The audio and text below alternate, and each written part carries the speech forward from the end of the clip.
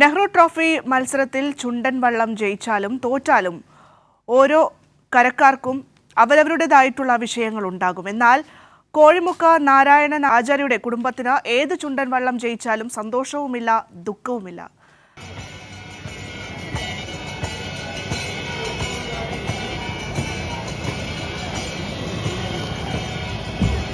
Nehru trophy മത്സരത്തിൽ പങ്കെടുക്കുന്ന 25 ചുണ്ടൻ വള്ളങ്ങളും പണിതത് കോഴിമുക്ക് നാരായണനാചാരി എന്ന തച്ചനും അദ്ദേഹത്തിന്റെ മക്കളുമാണ്. നാരായണനാചാരി മരണപ്പെട്ടതോടെ മക്കൾ ആ കർമ്മം ഏറ്റെടുത്തു. അങ്ങനെ പുതിയ ചുണ്ടൻ വള്ളങ്ങൾ മക്കളുടെ കരവിരുതോടെ നീരണിയാൻ തുടങ്ങി.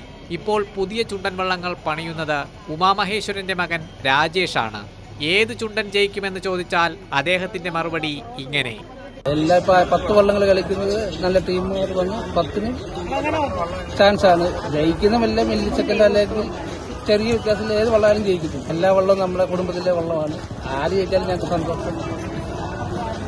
ചുണ്ടൻ വള്ളങ്ങൾ പണിയുക എന്നുള്ളത് അത്ര എളുപ്പമുള്ള കാര്യമല്ല.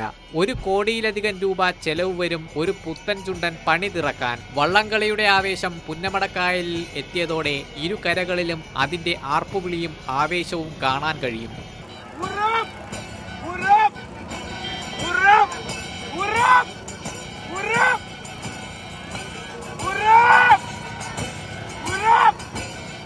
ഈ വരുന്ന 30-നാണ് പുന്നമടക്കായലിൽ മത്സരങ്ങൾ നടക്കുന്നത്.